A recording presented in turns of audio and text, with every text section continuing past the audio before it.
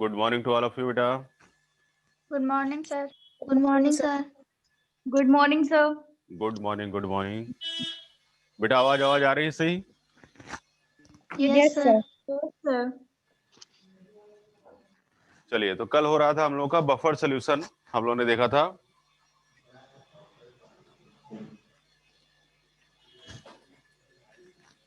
Buffer solution जिसमें acidic buffer हो गया था, बेसिक बफर हो गया था, है ना? Yes, आज sir. हम लोगों को देखना है Yes, sir. नेक्स्ट टॉपिक जो था हमारा था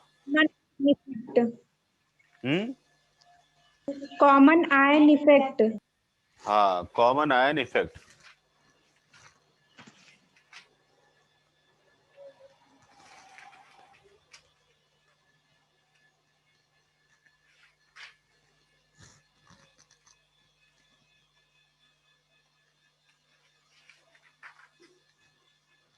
कॉमन आयन इफेक्ट। चलो,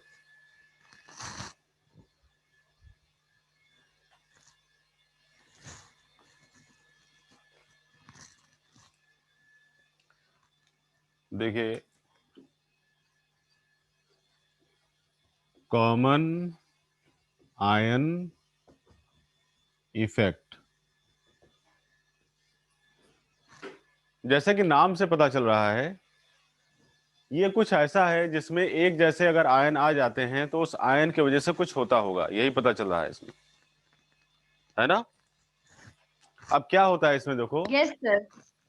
ये कहता है कि अगर एक ही जैसे आयन सॉल्यूशन में प्रेजेंट हैं, जैसे मान लो हमने यहां बात की H2O के डिसोसिएशन की, तो H2O के दिख रहा है, नहीं दिख रहा है, H2O के डिसोसिएशन से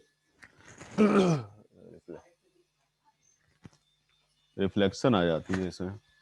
H2O के डिसोसिएशन से हमें मिलता है H+ आयन और मिलता है हाइड्रोक्सिल आयन, ठीक। अब अगर मान लो कोई एक एसिड है जैसे CH3COOH, इसका भी डिसोसिएशन हो जाए तो क्या मिलेगा हमें? हमें मिलेगा CH3COO नेगेटिव आयन यानी एसिटेट आयन और मिलेगा हाइड्रोजन आयन। क्लियर है बेटा सबको? Yes, sir. Yes, sir. अब जैसे कि आप देख रहे हैं कि वाटर में हमें H+ आयन और OH नेगेटिव आयन मिल रहा है, तो यहां पर एक आयनिक इक्विलिब्रिया एस्टेब्लिश है। क्या है? H+ ion, OH ion concentration और H2O कंसंट्रेशन, इसके बीच में क्या है? एक आयनिक इक्विलिब्रिया एस्टेब्लिश है ना? पता है आपको आयनिक इक्विलिब्रिया क्या होता है? बताया था हमने। That is Yes, the sir. equilibrium between the ions furnished by the electrolyte in the solution and unionized species. Clear?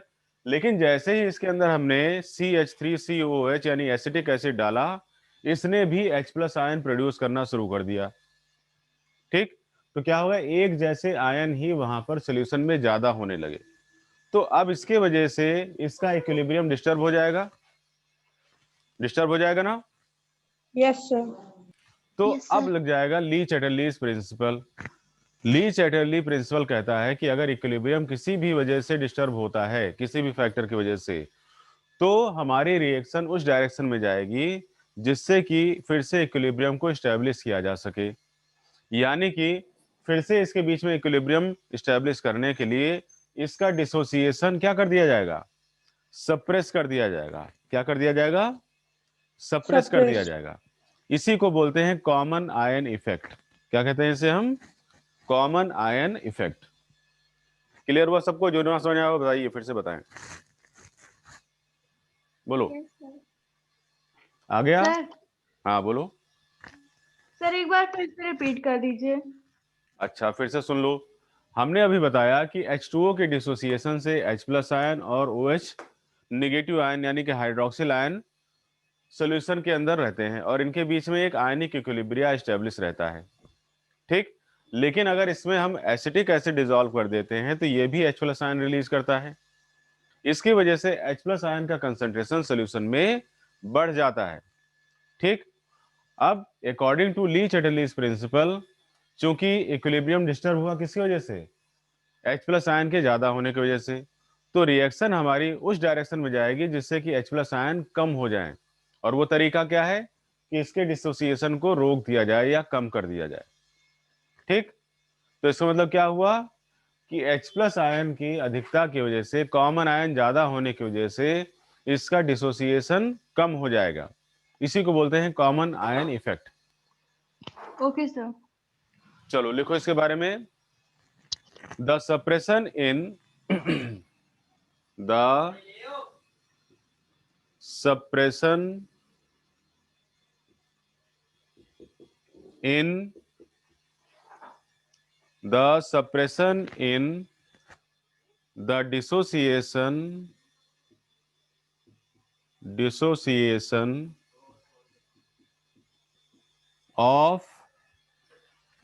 dissociation of a weak electrolyte, a weak electrolyte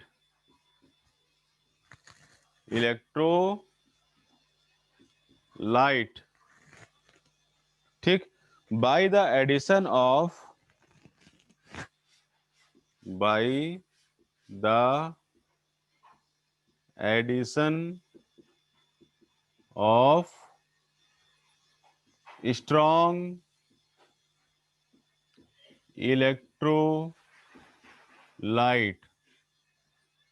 strong electrolyte having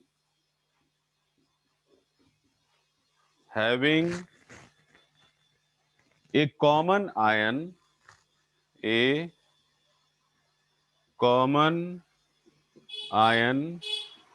is called common ion effect। लिख लो definition सब लोग, फिर से सुन लो। The suppression in the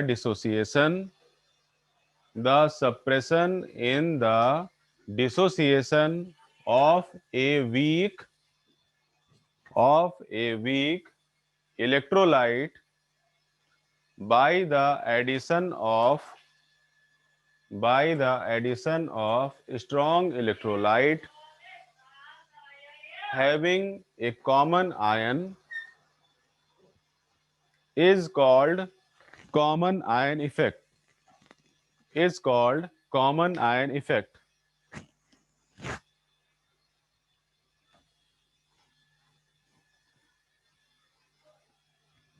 Suppose that we have electrolyte NH4OH, ammonium hydroxide, okay, which is producing after dissociation ammonium ion and hydroxyl ion. Okay, on the other hand, we have ammonium chloride. Ammonium chloride. This is also an electrolyte which is also being dissociated here. So it is producing ammonium ion and chloride ion. So as you can see that the ammonium ion is a common ion here. Yes, Ammonium sir. is the common ion here. Okay. Yes, So sir. it will disturb the equilibrium. That's why the dissociation of the any one species will be suppressed. Confirm? Yes, sir. लिख लो इसको example में.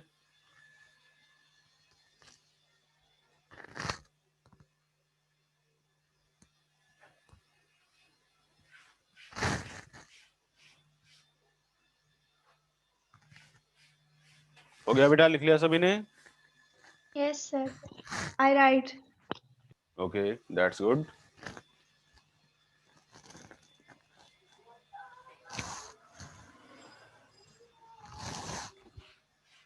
Now see the another topic, that is the solubility equilibria. Solubility equilibria. Solubility equilibria.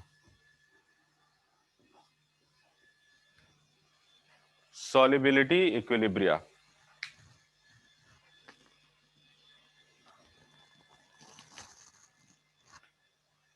Okay. Suppose that we have AgCl which is being dissolved in a aqueous solution. Okay. So that is the AgCl which is solid. Okay. This is being dissolved. So we are getting AgCl aqueous, and in aqueous solution it will produce silver ion and chloride ion. Confirm? Okay. So there will be an equilibria, and that can be written as AgCl solid which is producing Ag plus ion plus Cl negative ion. We can also write it like that. It is the aqueous and it is also aqueous. So if we want to write down the equilibrium constant, so what will be the equilibrium constant? That is the Ksp. Ksp will be equal to concentration of the Ag plus ion into concentration of the Cl negative ion upon AgCl. AgCl. Okay, but this AgCl is solid, and in case of the AgCl, when it is solid, the change in concentration will be 0. Confirm? So that is considered as, if you write that Ksp into AgCl concentration, then it is considered as K dash. It is considered as K dash. Confirm? Clear?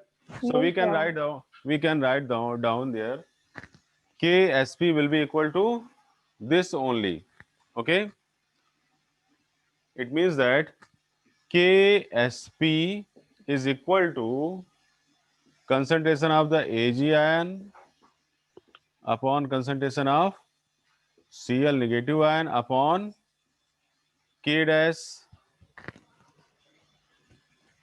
okay, or you can see K into K dash equal to KSP. That is the equation.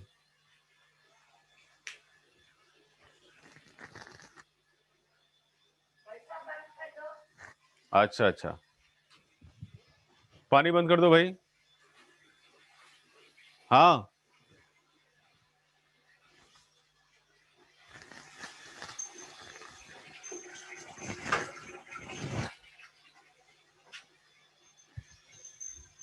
बंद हो गया, बंद।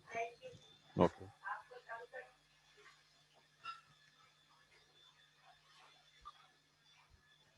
लिख लिया बेटा?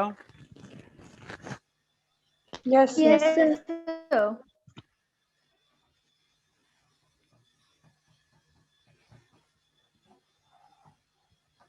चलिए लिखिए इसके बारे में क्या होता है सॉल्युबिलिटी प्रोडक्ट। लिखिए, the product of the concentration of ions, the product of concentration of ions, okay, ions of the salt, of the salt furnished in its aqueous solution, in its aqueous solution at given temperature, at given temperature, raised by their stoichiometric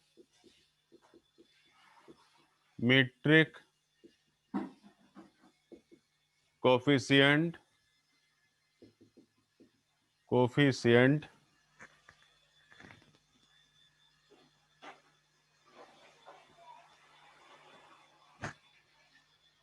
to the power of ions, to the power of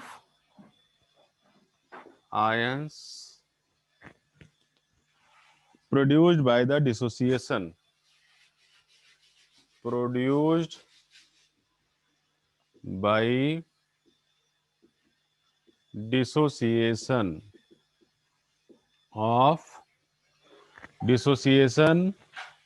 of 1 mole of salt, 1 mole of salt is called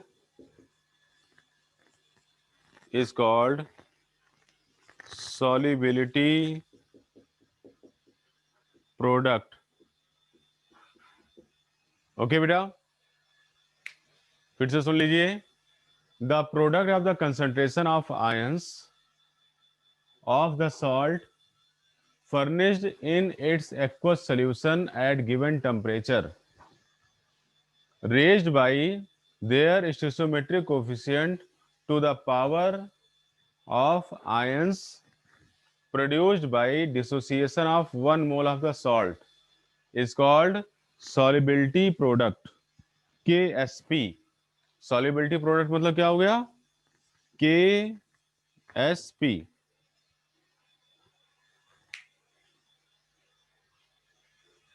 हो गया बेटा, लिख लिया?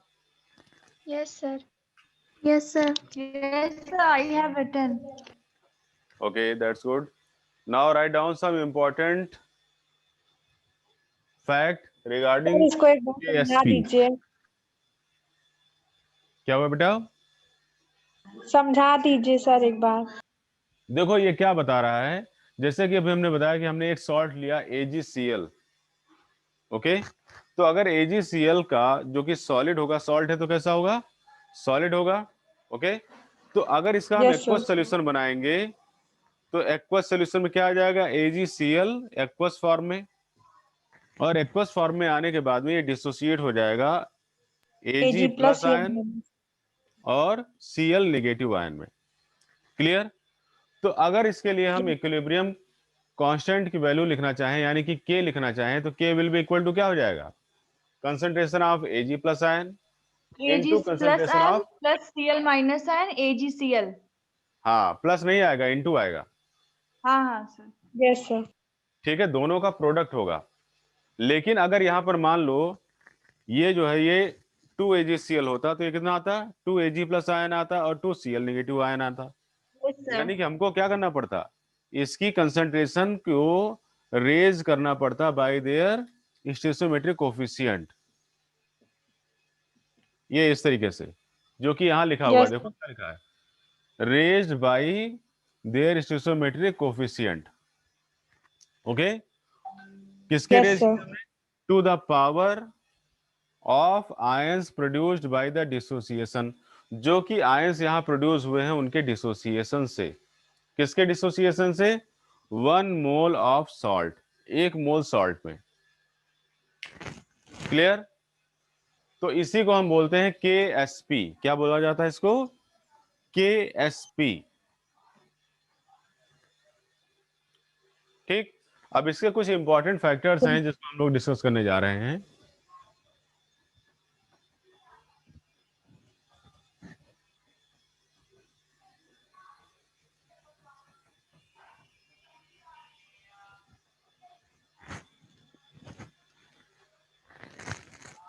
लिखिए, लिखिए, difference between, difference between, difference between solubility product, solubility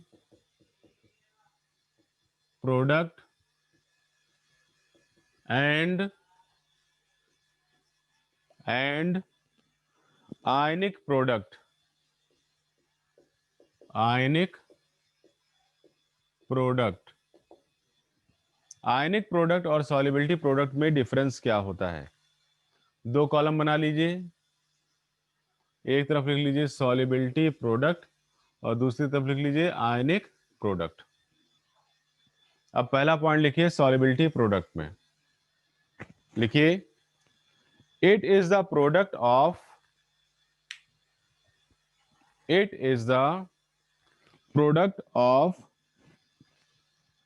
ionic, ionic concentration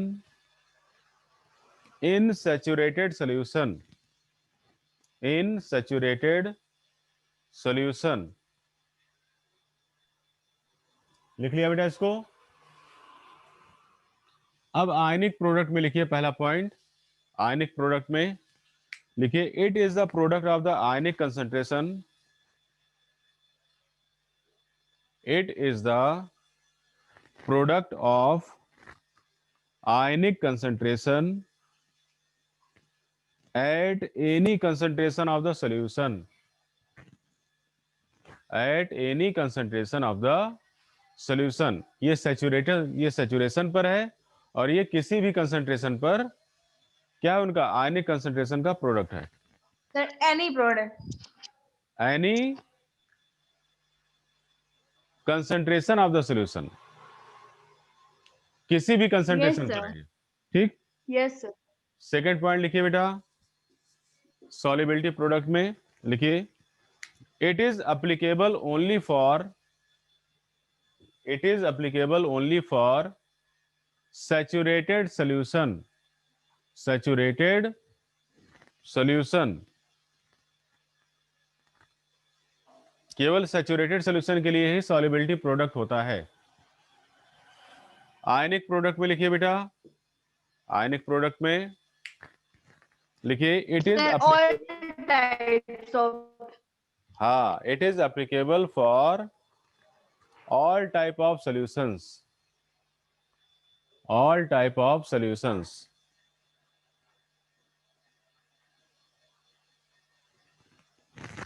third point लिखेंगे अब, लिखिए, it has a fixed value for the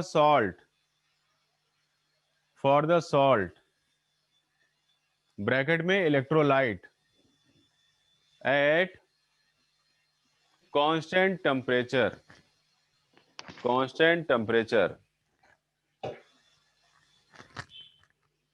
हो गया। इसमें लिखिए, आयनिक प्रोडक्ट में, सर इसमें चेंज होता रहता है। नहीं, आयनिक प्रोडक्ट में लिखिए बेटा, its value changes, yes sir, वही मैं कह रही थी, वैल्यू इसकी जो रहती है वो कंसंट्रेशन के हिसाब से चेंज होती रहती है।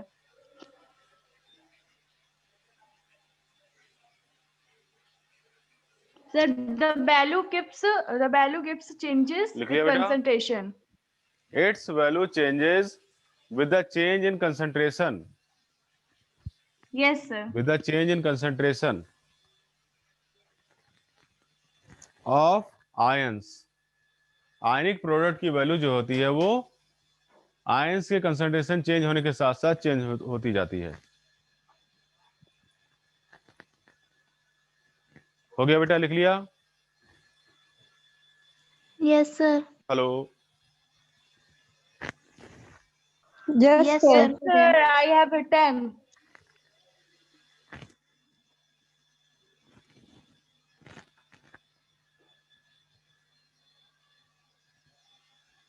Hello, Yes, sir. Yes sir. चलिए आगे देखें इससे रिलेटेड न्यूमेरिकल।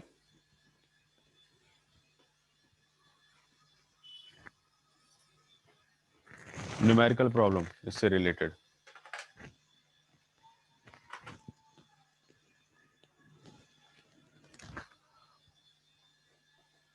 सर हाँ बोलो बेटा।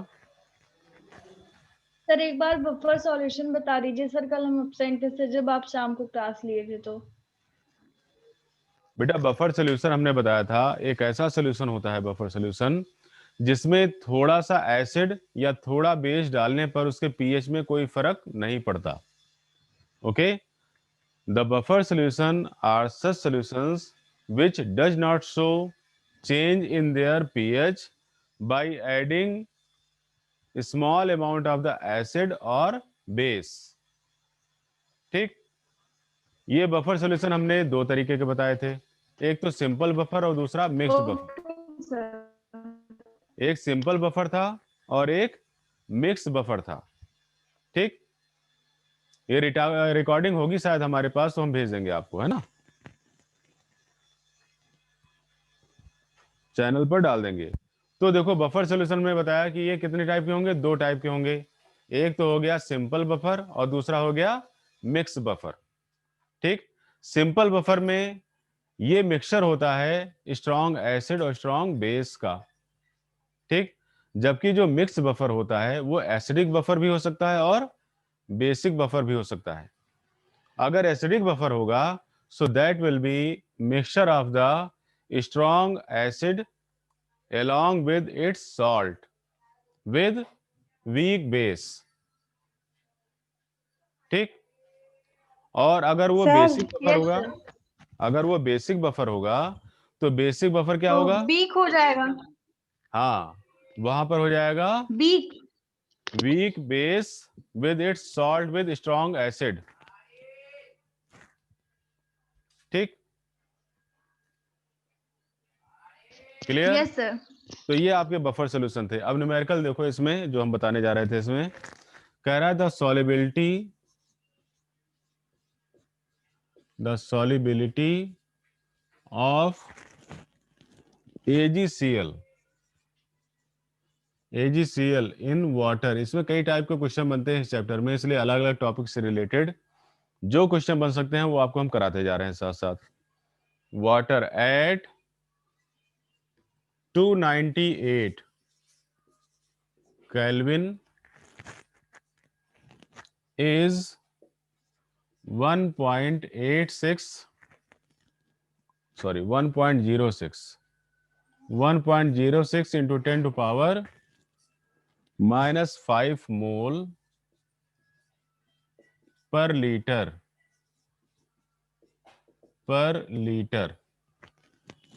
ठीक। कह रहा है calculate the solubility product, calculate the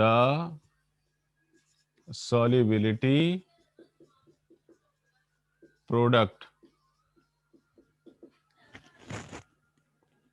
ठीक, अब इससे हमको सॉल्युबिलिटी प्रोडक्ट निकालना है, तो फिर से हम पहले क्या लिखेंगे, इसकी इक्वेशन लिखेंगे। AgCl जो कि सॉलिड है, यहां पर ये फर्निश कर रहा है अपने एक्वस सॉल्यूशन में सिल्वर आयन और क्लोराइड आयन, जो कि दोनों कैसे हैं, एक्वस हैं, ठीक। अब इसमें आपको सॉल्युबिलिटी दी हुई है AgCl की, कितनी है, 1 कितनी दी है, 1.06। तो सॉल्युबिलिटी लिख लो यहां पर, solubility of AgCl equal to है 1.06 इंटू 10 टू पावर -5। मोल पर लीटर, ठीक। Yes sir. तो ये जो हमको Ag प्लस आयन देगी, Ag प्लस आयन का कंसंट्रेशन जो आएगा वो भी कितना आएगा, वो भी इतना ही आएगा, क्योंकि यहां पर आपने इसकी इक्वेशन में देखा कि जितना ये है उतने मोल ये भी आ रहा है। और Cl आयन कितना हो जाएगा, that is also 1.06 into 10 to power -5, ठीक। तो अब इसके लिए KSP कितना हो गया, KSP equal to silver ion concentration into chloride ion concentration, यानी कि 1.06 into 10 to power -5 into 1.06 into 10 to power -5, कितना आ गया ये मल्टीप्लाई करने पर, 1.12 इंटू 10 टू पावर -10, ठीक, मोल स्क्वायर पर लीटर स्क्वायर, ये मोल है। इस तरीके से सॉल्युबिलिटी प्रोडक्ट आ जाता है।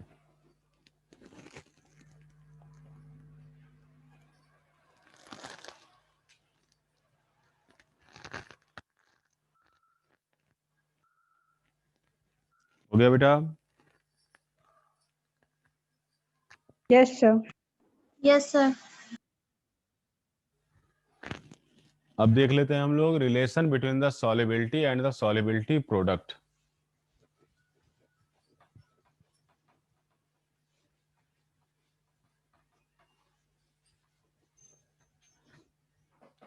लिखिए, relation between solubility and solubility product. Solubility होती है S और सॉल्युबिलिटी प्रोडक्ट होता है KSP, ठीक।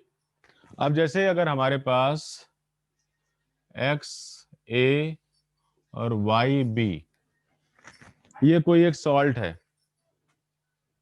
ठीक, या ऐसे इसको देखो AX और BY ये एक कोई सॉल्ट है, तो ये सॉल्ट के डिसोसिएशन के बाद हमें क्या मिलेगा, XA प्लस YB माइनस, ये मिलने वाला है ना। तो इसकी सॉल्युबिलिटी कितनी हो गई, इसकी सॉल्युबिलिटी S, इसकी सॉल्युबिलिटी S, और इसका मोल कितना था X, तो यहां पर X, और ये इसका मोल था Y, तो Y, ओके। तो इसके लिए अगर हम KSP लिखना चाहें तो KSP इक्वल टू कितना हो जाएगा, KSP equal to sir S, A plus और Y B माइनस और A plus N2 B minus.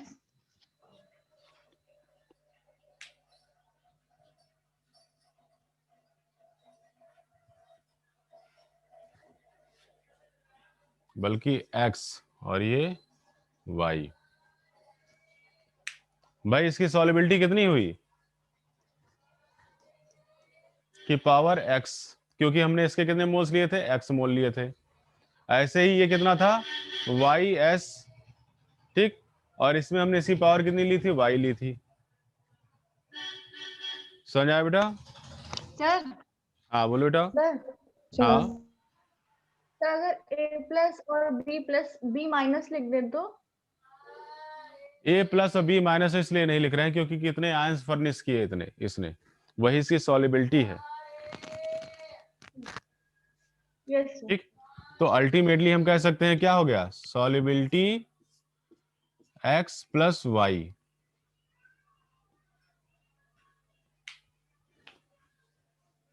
Solubility, जो सॉलिबिलिटी है उसकी पावर कितनी हो गई, x प्लस वाई अल्टीमेटली।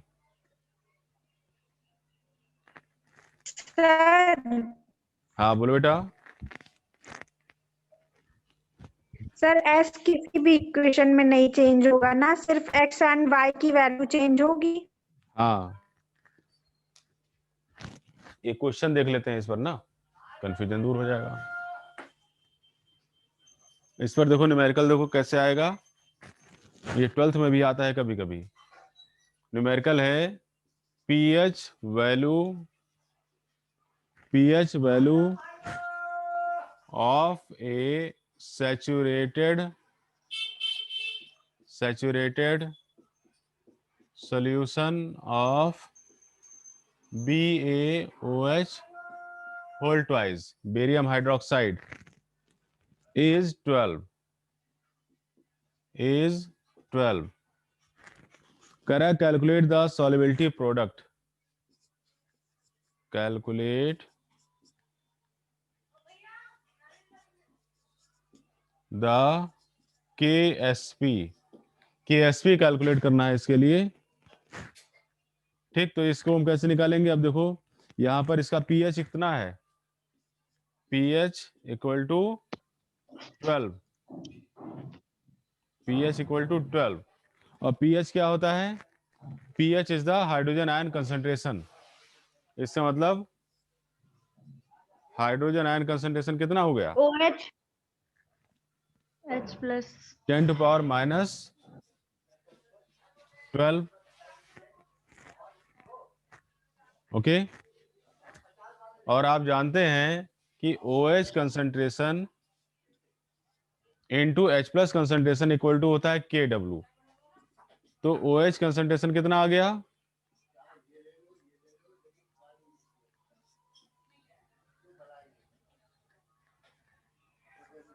ये हुआ है ना, और KW कितना होता है, KW होता है 10 टू पावर माइनस 14, और ये 10 टू पावर माइनस 12, कितना आ गया, 10 to 10 power, to the power हाँ -2। Minus 2, 10 to the power minus 2। ये आ गया हमारे पास क्या, OH आयन का कंसंट्रेशन। ठीक, अब देखो अगर हम यहाँ पर BaOH का डिसोसिएशन करा दें तो हमें क्या मिलेगा, Ba2 plus ion plus 2OH negative ion, यही तो मिलेगा। Yes sir. अब इसकी सॉलिबिलिटी क्या होगी, S होगी, जबकि इसकी सॉलिबिलिटी कितनी होगी, 2S, Y 2S। क्योंकि वो 2 मोल है ना। तो 2S इक्वल टू कितना आ गया, 2S इक्वल टू, अब हाइड्रोजन आयन का कंसंट्रेशन कितना था, 10 टू पावर माइनस 2, तो S इक्वल टू कितना आ गया, S 10 की इक्वल पावर -2/2 कितना हो 4 गया, आ जाएगा, 10 की power -4। 0.5 into 10 to power minus 2। कितना आ जाएगा 0.5 इंटू 10 टू पावर -2। क्यों